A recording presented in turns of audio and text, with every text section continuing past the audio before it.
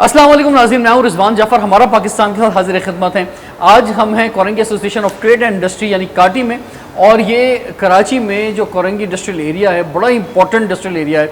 आज यहाँ पे हम सवाल लेकर आए हैं जो बजट आया है 2025-26 का, इसके हवाले से ट्रेड लीडर्स जो हैं, बिजनेस लीडर्स जो हैं, इनके क्या ख्यालात हैं, इनके क्या जज्बात हैं, ये हम इनसे जानेंगे। और ख़ास तौर पे हम फेडरल बजट की तो बात करेंगे ही, लेकिन उसके साथ साथ सिंध बजट की भी हम बात करेंगे। जो हमारे साथ गेस्ट मौजूद हैं, इनका मैं इनसे बात करता रहूँगा, तारुफ कराता रहूँगा। सबसे पहले तो जुनैद नकी साहब हमारे साथ मौजूद हैं, प्रेसिडेंट हैं काटी के। सर, क्या राय है आपकी? सर, फेडरल बजट की अगर बात करें तो जो हमने गुजारिशात दी थी काटी की तरफ से, एक 80 पेजर हमने उनको भेजा था फेडरल को, लेकिन उन गुजारिशात को रद्दी की टोकरी की नज़र कर दिया गया। और बहरहाल ये गोरख धंधा हमें नज़र आता है पिछली कई दिहाइयों से कि वो एक रेवेन्यू बेस्ड बस जो है ना, वो बजट, जब भी बजट बना रहे होते हैं हमने ये देखने होते हैं कि हमने काम क्या करने हैं। तो अब जो है वो हुकूमत की जो तरजीहात हैं वो नज़र आ जाती हैं कि अच्छा, ये जो तनकीद हो रही है बजट के हवाले से, तो उसमें गवर्नमेंट का कहना ये है कि जो मुख्तलिफ ट्रेड एसोसिएशन के लोग हैं वो जो हुकूमत की मजबूरियाँ हैं उनको नहीं समझ पा रहे। सर, हुकूमत की मजबूरियाँ जो है ना वो मेरे ख्याल है कभी ख़त्म नहीं होंगी। हुकूमत की मजबूरी इस वक्त ये है कि 1100 जो है वो 1500 सीसी गाड़ियाँ जो है वो FVR के अफसरों के लिए ख़रीदारी कर ली गई है और उनको जो है वो बांटी जाएंगी ताकि वो इंडस्ट्रियलिस्ट और कारोबारियों के पास जाएँ, और जो है वो उनको जो है वो पुलिस से ज़्यादा के इख्तियारात दे दिए गए हैं। और अभी उस पर आवाज़ बुलंद हुई है, अल्लाह करे शहबाज शरीफ साहब उसके ऊपर कोई एक्शन बहुत जल्द, उन्होंने कह तो दिया है कि तशवीश है, लेकिन ये क्या बात उनको जो है वो पहले उनकी नज़र से नहीं गुजरी। ये मजाक जो है वो बिजनेस कम्युनिटी के साथ। अच्छा, वो जो बात कह रहे हैं ना इंटेंशन, कि इस बजट में इंटेंशन नज़र आ रही है हमें कि क्या करना है क्या नहीं करना है, तो अब ये इंटेंशन भी नज़र आ रही है कि जनाब इस तरह से होगा। जो लोग ऑलरेडी टैक्स दे रहे हैं, अगर उनमें कहीं कुछ घपला है तो उनसे निगोशिएशंस करने के बजाय, चीज़ों को टेक्नोलॉजी की तरफ ले जाने के बजाय अब अरेस्ट होंगे, डायरेक्ट अरेस्ट किया जाएगा। सर देखिए, आप पहले 1 महीने पहले कहते हैं कि जी FVR चाहता है कि ह्यूमन इंटरेक्शन ना हो, ह्यूमन इंटरवीन ना हो, और हम सर्वेलेंस लगा देंगे, ऑनलाइन जो है वो हम मॉनिटर करेंगे।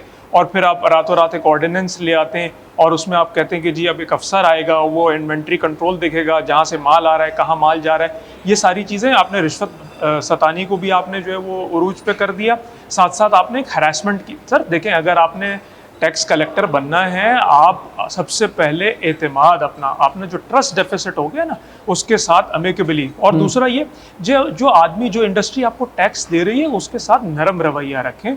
जो टैक्स नेट में नहीं है, आपने कहा जी चले वो गाड़ी नहीं खरीदेगा, जो जायदाद नहीं, अरे भाई जो टैक्स नेट में नहीं है, मैं बड़ा मुसलसल ये बात कह रहा हूँ, मैंने आपसे पहले ये बात जो है कराची चैम्बर में भी कही जाके कि भाई जो टैक्स में नेट में नहीं है उन्हें क्यों नहीं टैक्स नेट में लाया जा रहा है। सवाल ये सर, बस उनके लिए ये पाबंदी है कि वो जायदाद अपने नाम नहीं कर सकते या गाड़ी अपने नाम नहीं कर सकते। बाकी मज़े वो जहाँ दुनिया में जब जी चाहें जहाँ चाहें घूमें, जिस तरह जी चाहे शॉपिंग करें, और आखिर में आन के वो एक सर्टन परसेंटेज जो है, भाई मैं चाहता हूँ अब मुझे वो तरीक़ेकार बताएं कि मैं फाइलर से नॉन फाइलर किस तरह बनूंगा। मैं भी नहीं चाहता कि मैं FVR की सीढ़ियाँ चढ़ूं। अब तो वो कहानी ख़त्म हो गई कि जनाब हम सख्ती करेंगे या हम उन लोगों से टैक्स लेंगे कि जो कि इलेक्टेबल्स हैं, जो जागीरदार और वडेरे हैं, जो सरमायादार हैं, जिनकी ज़मीनें हैं बड़ी, जैसे कि हम एग्रीकल्चर पर टैक्स की बात करते हैं, या हम जो है वो रिटेलर्स हैं, दुकानदार हैं, क्योंकि हमारा वोट बैंक डिस्टर्ब हो जाएगा। एक बात कही जाती थी,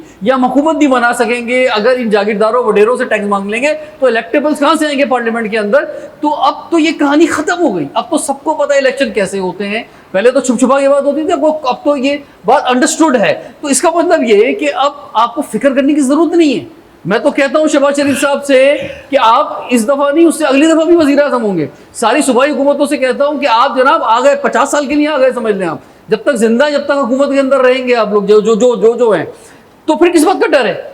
अभी अगर मुल्क के मफाद के लिए आपको जहाँ जहाँ से टैक्स लेना है उस पर आप जो है वो एक सख्त रवैया अपनाएं और वो टैक्स कलेक्ट कर सके, ताकि दुनिया में हमें भीख ना मांगनी पड़े और हमारे पास इतना रेवेन्यू जमा हो जाए कि हम अपने कदमों पे खड़े हो जाएं। और फिर दूसरी बात एक और भी है कि वो टैक्स जब जमा हो जाए तो फिर आपने क्या वो VIP गाड़ियाँ खरीदनी है सारे ब्यूरोक्रेसी के लिए, हुकूमत को लैविश तरीके से चलाना है, या फिर जो फिर पैसा लगता है चाहे सड़क पे लगे या तरक्याती काम में लगे उसके अंदर वो आधे ज़्यादा पैसा करप्शन में चले जाना है। अगर वो जाकर जो है वो इस तरह खर्च होना है तो फिर भाई ये भी ना करें जो मैं डंडे की बात कह रहा हूँ। तो ये पूरा सिस्टम ठीक करना होगा सर, ये पूरा इकोसिस्टम भी खराब है। सर पहले नीयत लानी होगी, हमें नीयत नज़र नहीं आ रही कि जी कोई नीयत मौजूद है। आपने सर ये जागीरदाराना निज़ाम की बात करी, सर अफसोस के साथ आप इनकम के ऊपर टैक्स लगाइए। आप एग्रीकल्चर को, हमने कब कहा है कि किसान को आप दबाइए, लेकिन जो जागीरदार अरबों रुपए में कमा रहे हैं आप उनको टैक्स नेट में लाने से आज भी जो है शर्मा रहे हैं। तो सर ये किस तरह का आप निज़ाम जो है इस मुल्क को दिखा रहे हैं। और ख़ास तौर पे सर मैं अर्ज़ करूं, देखिए कराची वाला जो है ना बहुत मायूस हो गया। ये मैं रुक जाए कराची पे आऊँगा, कराची पे अलग से बात करेंगे सर। कराची का जो हाल है इस पर तो पूरा फोकस हो गया, अलग से बात करेंगे। आपने गाड़ियों की बात की तो हमारे साथ गज़नफ़र खान साहब मौजूद हैं जो आपकी स्टैंडिंग कमेटी ऑटो पार्ट्स की उसको हेड भी करते हैं और फॉर्मर सीनियर वाइस प्रेसिडेंट है काटी के। सर आप क्या कहना चाहेंगे बजट में इस वक्त जो ऑटो पार्ट्स के हवाले से? बेसिकली ये इंडस्ट्री जो है वो स्टार्ट हुई है 83 से, और फिर 90 में जो है सुजुकी टोयोटा आई और ग्रो करती चली गई। आज ये हाल है कि ये फ्लोरिश कर गई। काफ़ी इंडस्ट्रियाँ जो है इस वक्त जो है कार बनाने वाली पाकिस्तान में मौजूद हैं। लेकिन हमें ऐसा लगता है कि देखिए जब तक इकनॉमी होती क्या है, ग्रोथ होती कैसे है। प्रॉब्लम सारी ये है कि लोकल इंडस्ट्री को हम मार दें और बाहर से इंपोर्ट करें तो कभी कोई कंट्री तरक्की कर सकती है। इन्होंने छोटी गाड़ी 12.5% पे टैक्स थी, उसको 18% पे ले गए, यानी वो अब आपकी प्राइस से और ऊपर चली जाएगी। चलो अगर यहाँ पे दुनिया में अगर आप कार खरीदते हैं तो इंस्टॉलमेंट के जरिए खरीदते हैं। हम 18 से 11 पे आए, हम उम्मीद कर रहे थे कि हम 7 तक चले जाएंगे या 8 तक चले जाएंगे, तो वो तो वहीं खड़ा हो गया। जब आपके पास जो है वो मार्केट भी कम नहीं होगा, इधर से आप कॉस्ट बढ़ाते जाएंगे तो फिर लोकल इंडस्ट्री ग्रोथ कहाँ से करेगी। इन्होंने दूसरा ये किया कि सीकेडी जो इम्पोर्ट होती है यानी नॉकडाउन पार्ट जो बन के आता है उस पर ड्यूटी कम कर दी। तो जो लोकल इंडस्ट्री यहाँ डेवलप करके बैठी हुई है जिसको 40 साल होने को आ रहे हैं, अब आप पार्ट वहाँ से इंपोर्ट करेंगे उसकी ड्यूटी कम कर दी। जो लोकल बना रहे हैं उस पर आपने टैक्स बढ़ा दिया, तो लोकल इंडस्ट्री तो हमारी तबाह हो जाएगी। और जो बाहर से इंपोर्ट आएगा तो वो ये कहेंगे हमने तो इंपोर्ट खरीदना है, लोकल इंडस्ट्री चलेगी नहीं। सही है। तो ये चीज़ें अगर हमें समझ में ये नहीं आ रहा कि गवर्नमेंट ऑफ पाकिस्तान सोच क्या रही है। फैक्ट्री लगती है तो एम्प्लॉयमेंट आती है, बाहर से क्या ट्रेडिंग से एम्प्लॉयमेंट आएगी, ट्रेडिंग से कभी इंडस्ट्री ग्रोथ नहीं करती है। तो हमारी यही रिक्वेस्ट है इन लोगों से कि ये वो देख। अच्छा अगर हम ये समझते हैं कि हमारी ऑटो इंडस्ट्री लोकल नहीं हो रही है, लोकलाइजेशन नहीं बढ़ रही है, तो आप बुलाएं। अगर आप कोई देखें कोई भी टैक्स बढ़ता है या कोई ऐसी बात होती है तो एम्बेसडर ऑफ कंट्री जापान का सीधा प्राइम मिनिस्टर के पास जाता है कि हमारी इंडस्ट्री के खिलाफ बात सर ये मैं आज लेके बैठा हुआ हूँ सामने, that is made in Pakistan, ठीक है। तो ये मेड इन पाकिस्तान गाड़ियाँ जो हैं उनके सारे पार्ट असेंबलिंग नहीं होनी चाहिए थी, नहीं ये जो है बल्कि सब कुछ यही बनना चाहिए था ऑलरेडी 30-40 साल पहले। तो जिस तरह हर मामले में हम लेट हो गए इस चीज़ के अंदर भी लेट हो गए। नहीं तो मेरा सवाल पूरा समझ लीजिए। एम्बेसडर साहब चले जाते हैं, प्राइम मिनिस्टर के साथ हमारे साथ नाजायज़ हो रहा है। प्राइम मिनिस्टर साहब जापान के एम्बेसडर से क्यों नहीं कहते कि आप ये गाड़ियाँ 80-90% लोकलाइज करें, नहीं तो हम आपको वो ये बात क्यों नहीं करते? वो तो अपनी कंट्री के लिए बात करते हैं। हम उनसे क्यों नहीं कहते कि आप मैक्सिमम लोकलाइज करें? ये हमारा फ़र्ज़ है कि हम करेंगे तो प्राइजेस कम होंगी, अगर नहीं करेंगे तो गाड़ी के प्राइजेस कम होगी नहीं।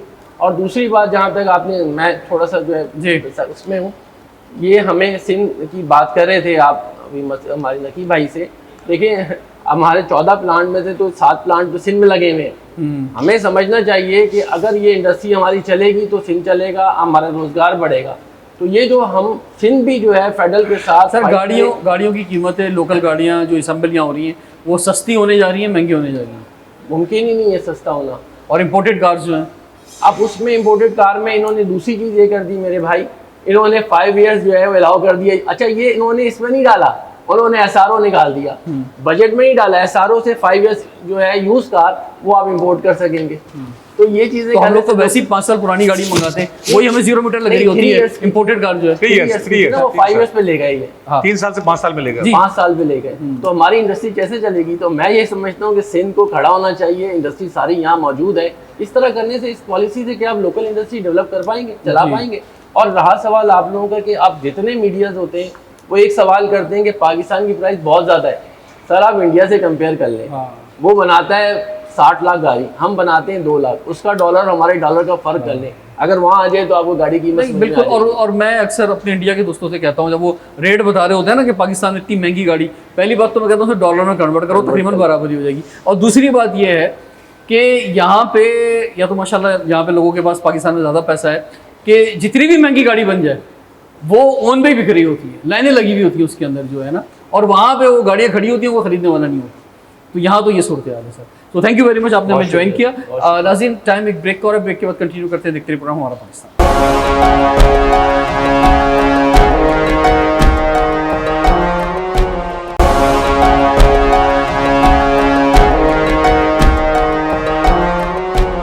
वेलकम बैक, हमारा पाकिस्तान का हाजिर खिदमत है। आज हम हैं Korangi association of trade industry में बिजनेस लीडर्स के साथ। हमारे साथ मौजूद हैं एजाज़ अहमद शेख साहब, जो कि सीनियर वाइस प्रेसिडेंट हैं Korangi association of trade industry के। सर, कैसा लगा आपको इस दफ़ा जो बजट आया, क्या राय है आपकी? मैं बजट को एक और एंगल से आपसे एक डिस्कशन करना चाह रहा हूँ। देखिए, पिछले बजट में हमारी गवर्नमेंट ने तकरीबन 2500 अरब रुपीस का रेवेन्यू टारगेट बढ़ा के दिया था, तकरीबन 2.5 ट्रिलियन रुपीस का, जो तकरीबन 80% अचीव कर लिया उन्होंने। इस साल दोबारा उन्होंने 2100 अरब रुपए से ज़ायद का फिर टारगेट बढ़ा के दिया है, यानी 2 साल में 4500 अरब रुपए के टैक्सेस इन्होंने लगाए हैं, या इन्होंने रेवेन्यू टारगेट बढ़ाया है विद इन 2 ईयर्स 4500 अरब रुपए से ज़्यादा, 4.5 ट्रिलियन। 4.5 ट्रिलियन।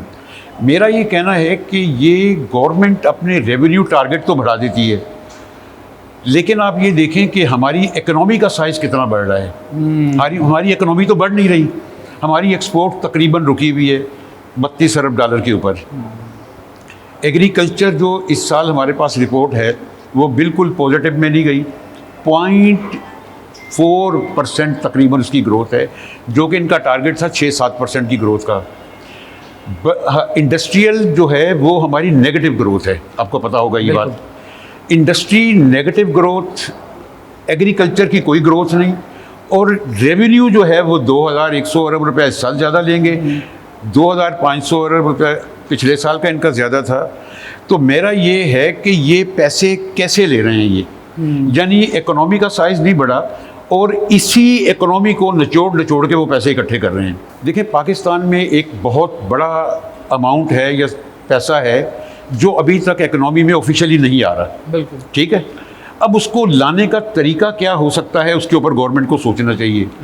उसके अंदर देखिए, मैं एक तजवीज़ है जो मैं सामने आपके रख रहा हूँ। इनको ये चाहिए कि वो पैसा जो इकोनॉमी में नहीं है उसको लाने के लिए ऐसी इंडस्ट्रीज़ ये लगाने की इजाज़त दें लोगों को कि भाई हम आपसे सोर्स ऑफ इनकम नहीं पता करेंगे, सोर्स ऑफ इन्वेस्टमेंट नहीं पता करेंगे, आप ये इंडस्ट्री लगाएं और इसके अंदर आप मिनिमम हमें गारंटी करें कि 20, 25, 50, 100 बंदे को आप एम्प्लॉयमेंट देंगे। दुबई का बड़ा कामयाब फार्मूला मौजूद है, हमारे सामने है, और दुबई देखते देखते कहाँ से कहाँ चला गया। तो अगर उसी को अपनाने कोई बुरी बात नहीं है, बल्कि मैं तो कहता हूँ Karachi is a port city, और कराची पे ही वही तमाम कवानीन लागू कर दें जो दुबई के अंदर हैं, तो मसले का हल हो जाएगा। मैं आपकी तरफ वापस आऊँगा। दानिश साहब, आप फरमाइए। किसी भी कंट्री का जब तक टैक्स टू जीडीपी रेशियो 17-18% नहीं होगा ना, तो आप हमेशा माइनस में जाएंगे आप, ठीक है ना, हमेशा प्लस होगा। जैसे अभी उन्होंने कहा, हमारे भाई ने कहा, मोहम्मद साहब ने, कि भाई वो हजम बढ़ा दिया इन्होंने, हाँ ठीक है ना, और एवेन्यूज के आगे। असल में इनको पता है कि पाकिस्तान में ब्लैक इकोनॉमी जो है वो 70% ब्लैक इकोनॉमी रिवॉल्व करती है। उसको लाने के लिए government has to find a solution. आपको पता है ट्रेडर्स को, भाई अगर आप उसको डॉक्यूमेंट नहीं कर रहे उस ब्लैक इकोनॉमी ये को, तो गवर्नमेंट या पैरेलल इकोनॉमी को कह लें, तो आप उसी के एवेन्यूज अच्छे खोल दें यार। देखिए ना, चले वो कहीं वो देखिए ना, वो जो बड़ा रेवेन्यू है हमारा पैरेलल इकोनॉमी का, वो या तो बंद कमरों के अंदर, तजूरियों के अंदर बंद है, या मुल्क से बाहर जा रहा है। वो भी अगर देखिए, पहले मुल्क में खुशहाली क्या थी कि चलें मुल्क की इकॉनमी जो है वो तो नहीं चल पा रही, तो ये जो पैरेलल इकॉनमी है ये सिस्टम में थी, ये पैसा गर्दिश कर रहा था, तो लोगों को फायदा पहुंच रहा था, वो भी नहीं हो रहा। तो और ये मैं आपको बताऊं, मायूसी की बड़ी वजह ये है, क्योंकि जो हमारी रियल इकॉनमी है ये तो चल ही नहीं पा रही है ना काफी सालों से। वो पैरेलल इकॉनमी भी नहीं चल रही है, वो पैरेलल इकॉनमी भी नहीं चल रही। देखिए पैरेलल इकोनॉमी क्यों नहीं चल रही है, आपको पता है कि 2-3-4 साल से आपकी जो है ये प्रॉपर्टी का जो प्रॉपर्टी में आपने वैल्यू बढ़ा दी है, उसको देखिए वैल्यू बढ़ना भी चाहिए, प्रॉपर्टी की वैल्यू बढ़ गई है, एकदम रुक गया। 50 प्रॉपर्टी से जो आपकी 40 से 50 इंडस्ट्री आपके साथ एफिलिएटेड है, वो आप इस दफ़ा उन्होंने सोचा क्योंकि टैक्स पैस का उन्होंने प्रॉपर्टी में शायद कोई हिलजुल हो, फिर आपको पता है जो वो ब्लैक इकोनॉमी जो है वो लोग सारे जो जो जिनका पैसा 15-15, 20-20 गाड़ियाँ जो है वो एक एक गाड़ी पे वो 3-3 लाख रुपए हो, एक सर्कल चल रहा था, वो रुक गया है वो, because people government wants to bring them into tax net. जो हम कहते हैं कि मैं टैक्स पेयर हूँ, ये टैक्स पेयर है, आप टैक्स पेयर हो, तो मेरे भाई जो दूसरे जो नॉन फाइलर हैं वो तो आराम से घूम रहे हैं सब कुछ ना, जबकि उन्होंने एयरलाइन पे भी टैक्स, आपको पता टिकट पे भी लगा दिया, सब कुछ लगा दिया। डिस्पाइट ऑफ दैट अभी तक जो है आपने देखिए कितने कितने टैक्स पेयर्स हैं, क्या फिगर्स हैं FBR की, कितने मिलियंस में, कितने 34 40 4 मिलियन के करीब 4 मिलियन, मतलब आप 25 करोड़ की आबादी में 4 मिलियन है यार। हाँ, आपका टैक्स टू GDP कैसे बढ़ेगा?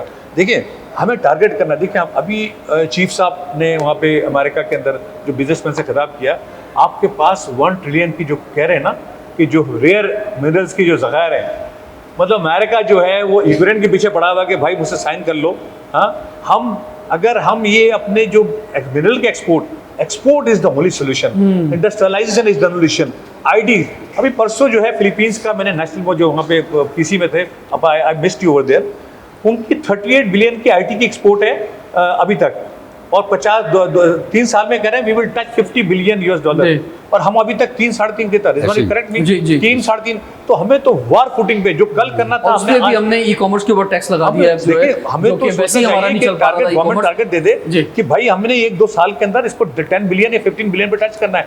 हम जब तक 50 बिलियन, हमारे पास सर बड़ी जबरदस्त यंग जनरेशन है, 52% की है, इतनी बड़ी जबरदस्त आबादी है, टेक्निकल लोग हैं, दुनिया के लिए काम कर रहे हैं, IT पे पाकिस्तान के लिए भी बहुत काम कर सकते हैं, करना है, एग्रीकल्चर पे काम करना है, मिनरल्स पे काम करना है। इकराम राजपूत साहब, मैं आपकी तरफ आता हूँ। इकराम राजपूत साहब जो हैं वो फॉर्मर प्रेसिडेंट हैं हैदराबाद चैम्बर ऑफ कॉमर्स के, पैटर्न चीफ भी हैं हैदराबाद चैम्बर ऑफ कॉमर्स के, और कराची की भी तमाम भी ट्रेड एसोसिएशन से वाबस्ता हैं। जी सर, आपकी नज़र में कैसा रहा है बजट? गवर्नमेंट जो है ना ब्यूरोक्रेसी में उलझी हुई है। बजट से पहले सब हमसे सजेशन लिए गए थे, चैम्बर से लिए गए, काटी से लिए, FPCCI से लिए, लेकिन जो हमारे सजेशन है वो डाले ही नहीं। इसमें ब्यूरोक्रेसी ने दूसरी तरफ इनको उलझा दिया। अब ये थानेदारी निज़ाम लाना चाहते हैं, 37AA लेके आए। क्या 37AA क्या है? एक 16 ग्रेड का अफसर जो है MD को उठा के ले जाएगा, बगैर वारंट के अरेस्ट करेगा आके।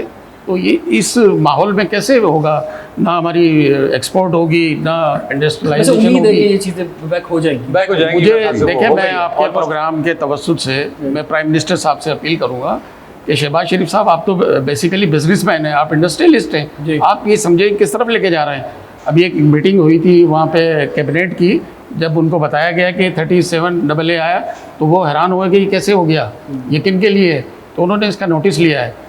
तो बहुत सारी चीज़ें हो रही हैं, ये हो जाएगी, वापस हो जाएगी। 27 तक अभी तो हो जाएगा। लेकिन इससे ये होता है कि इंटेंशन पता चलती है कि सरकार की इंटेंशन क्या है, तो वो इंटेंशन सही होनी चाहिए। लेवल फील्ड पैदा करें ना बिजनेसमैन के लिए। ये नहीं करें कि भाग मूव कर रहा है, सारे लोग अपना सरमाया लेके बाहर जा रहे हैं, यहाँ से निकल रहे हैं। ठीक है, तो इस तरह का ये काम बड़ा करें। इंपॉर्टेंट बात है, इस पे इसी से आगाज़ करेंगे, लेकिन ब्रेक के बाद देखते हैं प्रोग्राम हमारा पाकिस्तान।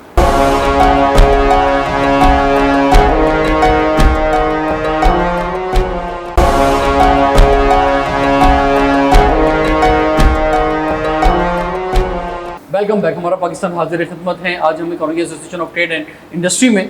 सर ये फरमाएं, क्या पाकिस्तान का सरमाया, वो पैसा जो कि पाकिस्तान में लगना चाहिए, वो क्या पाकिस्तान से बाहर शिफ्ट हो रहा है या नहीं हो रहा है? बिल्कुल हो रहा है, सारा दुबई जा रहा है पैसा, और बहुत बड़ी इन्वेस्टमेंट यहाँ से चली गई है और जा रही है। इस वक्त जो सूरत हाल है वो ये है कि लोग अपनी नेशनलिटी भी बदलना चाह रहे हैं, पाकिस्तान यानी अमेरिका, यूरोप या कनाडा की तरफ जो है, यानी एक तो वक्त था कि लेबर जाती थी ना, अब ये कि सरमायादार जा रहा है। बिल्कुल बच्चों को पहले भेज दिया था, उसने बोला यार मैं भी जाऊँ निकल। बिल्कुल ऐसा ही हो रहा है। देखें, बीच में कुछ थोड़ा सा एक उम्मीद की किरण नज़र आ रही थी कि अब इंशाल्लाह बेहतरी होगी, लेकिन इस बजट ने जो है ना वो किरण को तोड़ दिया है। यही सर आप फरमाएं, क्या जा रहा है सरमाया पाकिस्तान से बाहर जा रहा है? जी, मैं हम तो यहाँ लाने की बात करते हैं, लेकिन बिल्कुल जा रहा है। देखिए, मैं आपको एक बताता हूँ, आपने अभी दुबई का जिक्र किया जी। मुझे ये बताएं कि दुबई में जितना भी सरमाया जा रहा है, पाकिस्तान से, इंडिया से, रशिया से, ईरान से, पूरी दुनिया से जा रहे हैं, क्या वो पूछते हैं कि आपके पैसे कहाँ से आए? आपने कहा कोई ट्रेल, मनी ट्रेल कोई नहीं है, तो वहाँ billions and billions of dollar एक ही दफा पूछेंगे, वैसे बता दूं आपको मैं, वो एक वक्त आएगा, अभी उन्होंने लगा दिया, लेकिन अभी तो उनके पास आ रहे हैं ना, एक वक्त आएगा, वो बस वेट कर रहे हैं। लेकिन उस वक्त नए को शायद पूछें, जो आ गए हैं वो आ गए हैं। इसी तरह जिस तरह हमारी एक पैरेलल इकोनॉमी की आपने बात, सर रुक जाए सर, सरमाया बाहर जा रहा है नहीं जा रहा है? मैं थोड़ा सा अपने नहीं, सरमाया की बात जा रहे हैं, मगर देखिए बात सुने, I have travel a lot. मैं अभी 2 हफ्ते ना इतने हरे बाग नहीं है, जी सही है ना। यूरोप में पैसा जा रहा है, वहाँ पे कोई इंडस्ट्री लगा नहीं सकता। आपको पता है वहाँ पे टैक्स क्या है? 55% टैक्स है, जी। ठीक है ना। वहाँ पे आपके जेब में तो अल्हम्दुलिल्लाह पाकिस्तान के हमारे तो जेब में 10, 15, 5,000 पैसे कैश है। वहाँ पे आपके पास या तो प्लास्टिक मनी है या आपके पास 15 या 20 पाउंड होते हैं, ठीक है। The rest is all in the banks ना। तो आप यहाँ पे समझते हैं कि यहाँ पे जाके पढ़ाई तक तो सही है, हाँ आपके एजुकेशन है, कुछ जॉब भी करने जा रहे हैं अल्हम्दुलिल्लाह, उसकी वजह से हमारे पास इकोनॉमी नहीं है ना वहाँ पे सर। वहाँ पे देखिए, हर चीज जो है वो आप- कार्ड के आप- जरिए, you have to- जब आप कार्ड पर आ गए, जब जदीद दुनिया ने तो ये चीज ले ली ना कि जनाब कैश खत्म कर दिया। कैश आप खत्म कर आप जाते हैं, इतना होटल भी बुक नहीं करवा सब- पाते सब- सब होंगे, आप तो- ट्रेन में नहीं बैठ पाते नहीं, होंगे, आपको कुछ भी नहीं कर शॉप्स पाते। के अंदर कैश नहीं लेते, Even they don't shop पे, accept the बिल्कुल, cash, ji. because they want the money should be in the banks। आपके पास सिर्फ वो बस उसमें भी प्लास्टिक टैक्स लगेगा। मगर थिंग इज दैट हमें इतनी मायूस, देखिए हम सन ऑफ द सॉइल है, हमें इतना मायूस नहीं होना चाहिए। हमें हमारी इंडस्ट्री, हमें सिर्फ थोड़ी सी एक कंड्यूसिव एटमॉस्फेयर चाहिए, हमें गवर्नमेंट से गारंटी चाहिए। देखिए अगर इसी ब्यूरोक्रेसी बैठ के अगर ये बैठाना शुरू करेगी कि 18, 19, 20 ग्रेड के अफसर हमारा फ्यूचर तय करेंगे तो this is not possible. The businessman ठीक, इंडस्ट्रियल मैं फिर वापस आऊंगा। जी नकी साहब आप फरमाएं सरमाए की बात। सर देखिए, इसमें तो दो राय नहीं है कि दुनिया से बहुत सारी मुल्क जो है वो यूएई में रियल इस्टेट में जो है वो इन्वेस्ट कर रहा है, उसमें पाकिस्तानी भी है।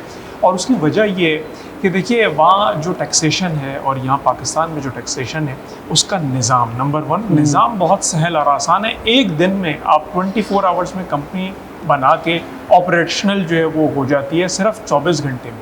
और यहाँ हम अगर कोई कंपनी फॉर्मेशन करने जाएँ तो हमें 40 जो है वो प्रोविंस और 18 जो है वो फेडरल के डिपार्टमेंट्स हैं उनसे भुगतना है। दूसरा टैक्सेशन, टोटल टैक्सेशन 6 to 9% है उनकी और इनकम पे। और हमारे यहाँ जो है वो टैक्सेशन, जैसे दानिश भाई ने भी बात करी कि हाँ वो है, टैक्सेशन का निज़ाम है, लेकिन चूँकि रीसेंट एपिसोड हुई और आपके मुल्क की जो ब्रांडिंग, जो इमेजिंग है और आपका जो यूथ है उसकी जो एक सोच थी वो एकदम कन्वर्जन आई है। पहले लोग कह रहे थे कि नहीं जी हमने जाना है, अब उन्होंने देखा कि नहीं यार हमने तो इंडिया से जंग जीती है, यही तो मुल्क है जहाँ हम पैदा हुए हैं। और देखिए हमारा तो काम ये है कि हम पॉजिटिव नोट पे हमेशा बात करें, कोई ऐसी बात नहीं नहीं करें। सर, जंग जीती है लेकिन जंग जो है वो आपकी लोकल गवर्नमेंट डिपार्टमेंट ने नहीं जीती। सर- वो जंग जो है रेवेन्यू डिपार्टमेंट ने नहीं जीती। वो जंग जो है आपके ट्रांसपोर्ट डिपार्टमेंट ने नहीं जीती। वो जंग जो है आपकी सड़कों पे, सड़कें जो हाल है इन लोगों ने नहीं जीती। जो ब्यूरोक्रेसी ने वो जंग नहीं जीती सर। वो जंग जो हमने जीती है ना, वो ये सारा जो निज़ाम चल रहा है मुल्क का, उन्होंने नहीं जीती।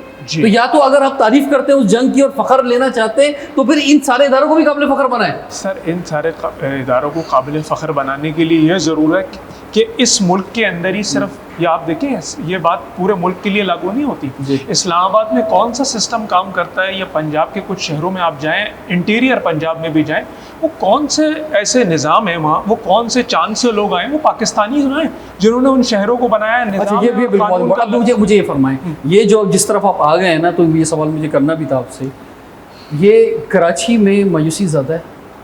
सर मायूसी होने की वजह ये देखिए, नहीं कराची में मायूसी ज़्यादा है ना सर फेडरल बजट आया, K4 का एक प्रोजेक्ट है जिसने पानी देना है कराची को। उस प्रोजेक्ट के लिए विफाक ने एक मजाक किया कराची वालों के साथ कि जी उसके लिए 3.5 अरब रुपए जो है, ताकि वो जो है और 50 साल लग जाएं। अभी 20-25 साल हो गए, मैं बच्चे से मैं बूढ़ा हो गया उस K4 के प्रोजेक्ट को सुनते सुनते कि ये पानी देगा कराची को। आप सारे मुल्क की, यानी कि खुंजराब से लेके आप जीवनी तक जाएं, सारे मुल्क की शाहराएं बन गई। हैदराबाद सखर, शर्म आती है यार। नहीं पानी पर रुके, पहले पानी पर रुके। पानी तो चले, ये तो लेट वफाक ने कर दिया।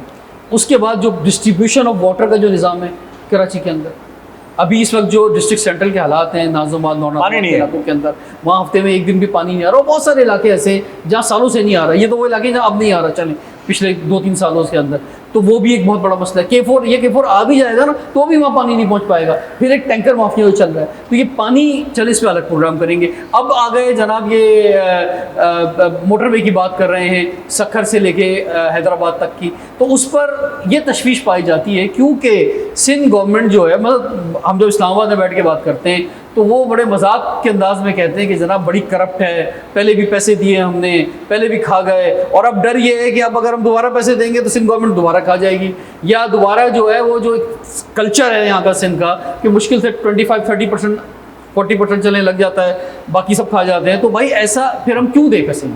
सर मैं बताऊं कि मैं कोई सियासी किसी जो है ना वो लड़ाई में नहीं पढ़ना चाहता, लेकिन बदकिस्मती से विफाक हमें लेबल करता जा रहा है और हमारे अपने ही जो है ना वो आज आप डॉन की खबर उठा के देखें, हम अपने ही जो है वो बोले जी लीस्ट लिवेबल सिटी। अरे क्या लीस्ट लिवेबल सिटी, आपने दुनिया नहीं देखी। 54% एक्सपोर्ट है हमारी कराची से। लीस्ट लिवेबल सिटी बोल रहे हैं इसको, ये लीस्ट लिवेबल सिटी नहीं है सर, ये दुनिया का 5th लार्जेस्ट सिटी है और फेडरल में इसकी जो कंट्रीब्यूशन है आज 54% है एक्सपोर्ट। तो आप जो है वो अब इस्लामाबाद से आप बैठ के जो ब्रांडिंग कर देंगे कि जी ये लोग चोर हैं, नहीं, क्या बेवकूफ़ी की बात है यार। अब अपनी जिम्मेदारी पूरी करें पहले। अच्छा, अगर ये चोर है, अगर आप ये बात कहते हो कि यहाँ पे करप्शन है और हम नहीं दे रहे, तो भाई आप खुद कर लो आके।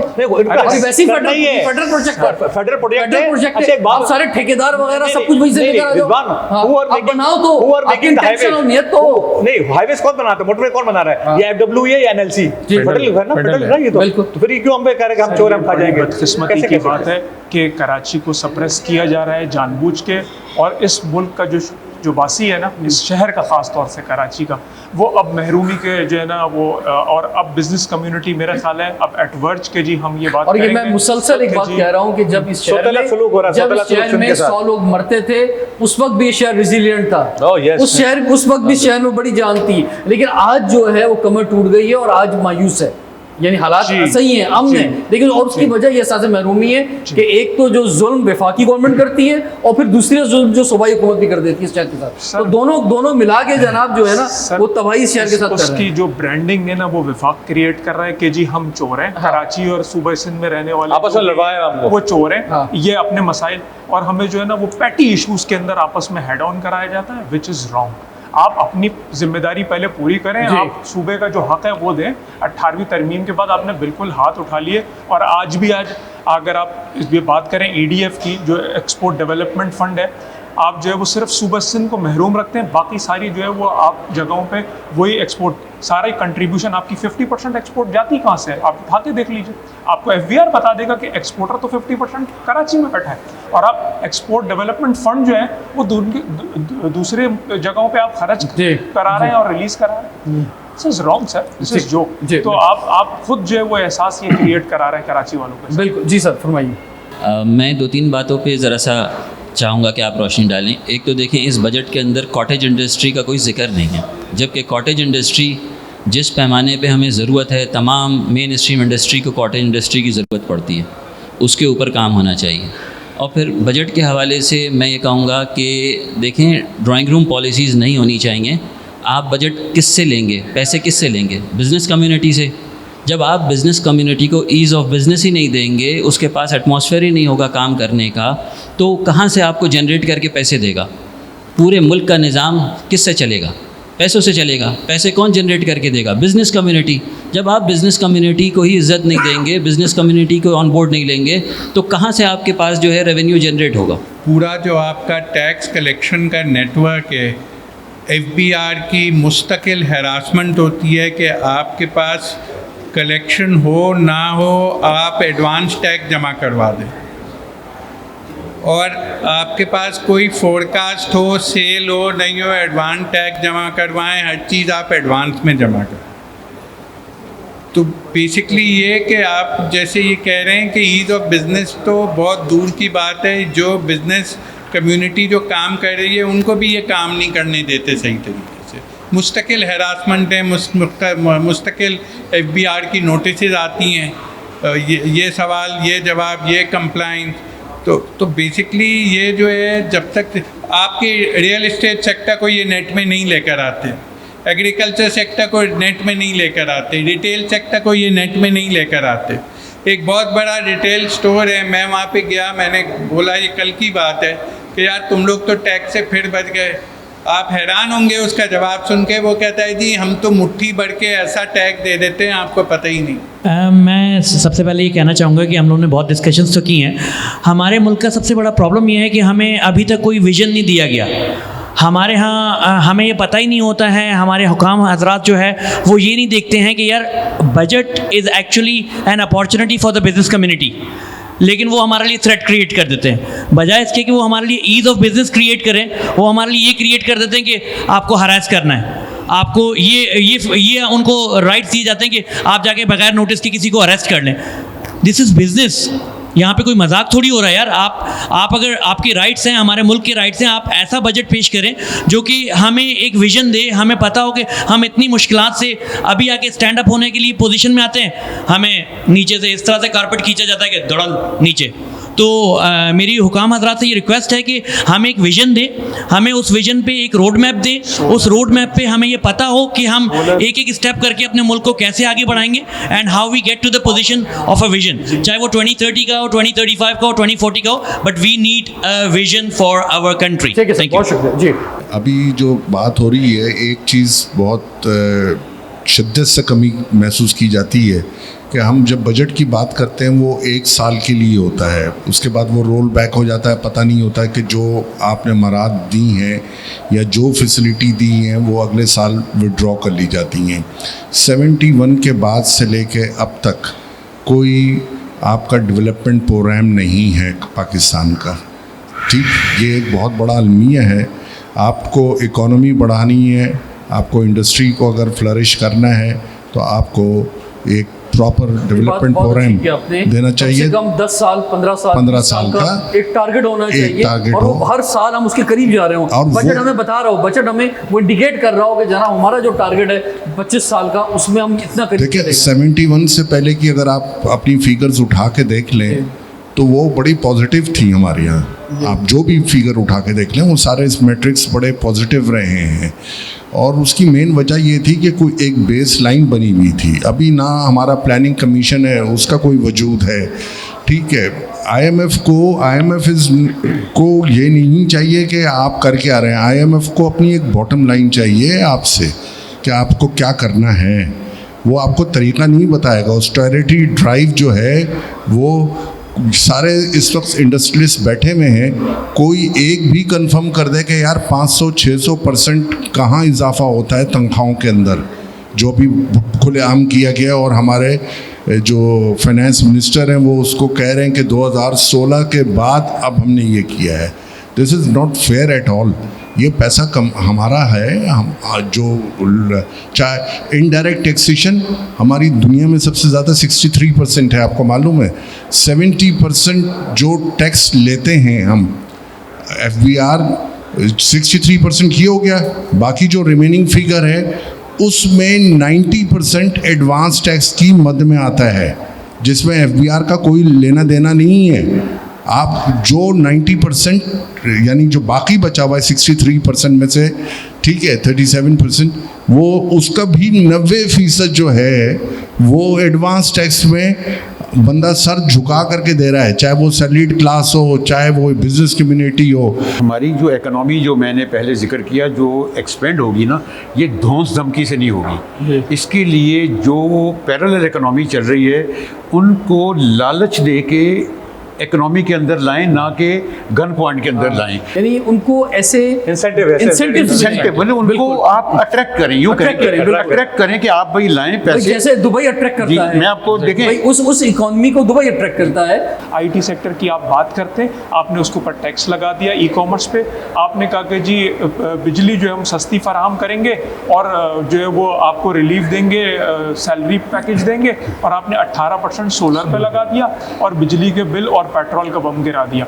तो इस तरह से आप जो कहते हैं वो नहीं करते। जिस मद में आपने आप इस दफ़ा जो बजट में पैसे रखे ना, अगर आप नेक नियत से सिर्फ वही खर्च करते हैं ना तो शायद आप कहीं के कहीं पहुंच जाएं। असल बात यह है कि 20-30% आप खुद जो है वो फेडरल बजट में वो पैसे ही खर्च नहीं होते और आप दूसरों को जो है वो सूबों को और शहरों को चोर चोर बुलाते हैं। ये बहुत गलत रविश है, इसको तब्दील करें। बिल्कुल, रिजवान साहब इजाज़त दीजिए। देखते रहिए प्रोग्राम हमारा पाकिस्तान।